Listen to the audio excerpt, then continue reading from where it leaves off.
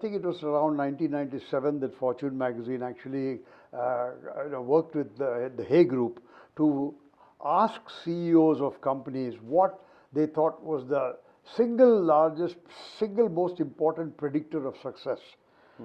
And a vast majority of them said culture.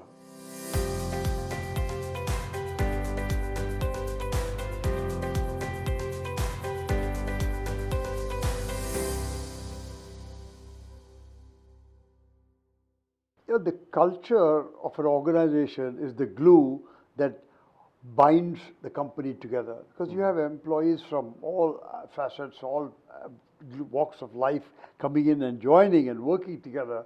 So there must be something to bind them together. Yeah. And it's the culture that really binds. So it's the glue. If the glue is good, the binding will be good, and therefore culture can pretty much determine whether the company will be successful or not. Certainly whether it will last long or not. It could be successful for a couple of years and then it might shut down. So I think it was around 1997 that Fortune magazine actually worked with the Hay Group to ask CEOs of companies what they thought was the single largest, single most important predictor of success. And a vast majority of them said culture.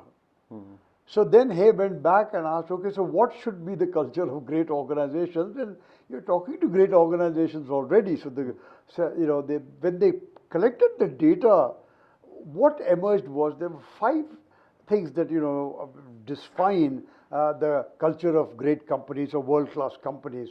And the culture of a world-class company is made up of customer focus, teamwork, fair treatment of employees, innovation, and initiative. These are the 5 elements, and there's no rocket science in this. These are the 5 elements that define the culture of great companies. In stark contrast, the culture of average companies is made up of, satisfying the boss, making budget. Reports. Yeah, making sure, make the boss look good. Right. So there's a huge difference between, imagine, when we talk about initiative means if you say that something is, if you believe that something should be done, you take the step forward and say it's better to ask for forgiveness than to ask for permission. Imagine that, compare that with deferring to the boss and, making the boss only look good. So it's really making budget. Yeah, it's important to make budget, but that cannot be the driver of business. And that's really what came out of this study. So when you're creating an organization, it is important to try, if you want it to become world class, then it's important to try and see that the customer focus is there, the fair treatment of employees is there, teamwork is there, the initiative, opportunity to take initiative and be innovative and creative is there. This actually helps us also figure out what type of people we should hire. Because if you feed this back into the hiring loop, when a guy is being interviewed or when a gal is being interviewed, check whether she or he will fit into this culture. Right. And ask that person, okay, for example, how do you find out whether initiative will suit this person or not? Well, ask the person, give me an example of where you took some initiative. And when you seek examples from people, it's very hard for them to waffle. Either they have the example or they don't have the example. It's very hard to create an example in front of an interviewer. So those are the kind of ways in which you can find out whether this person will fit in that kind of a culture or not.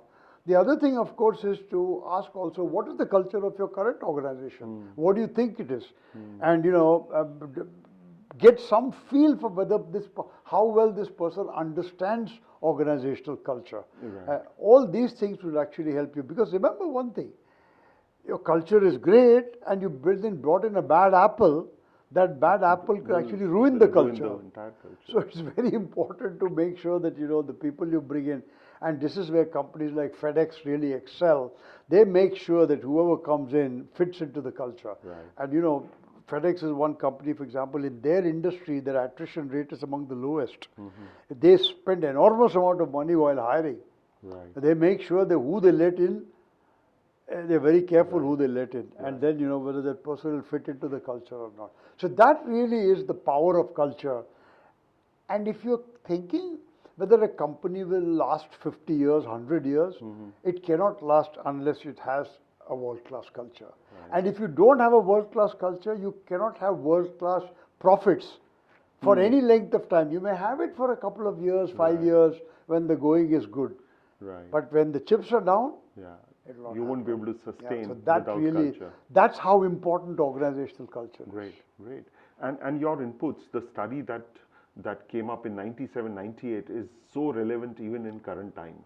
Yeah, I mean, it is. That's the This is a beauty. universal truth. I mean, it is. I don't. I think it will last for many more years to come. Because Super. this is human behavior, customer focus, teamwork. Fair treatment of employees. Right. Hey, we are still human beings. Right. And therefore, that as fact long will as never human change. beings are in companies, never change. I don't think. This was remarkable. The discovery, simple but remarkable. I agree.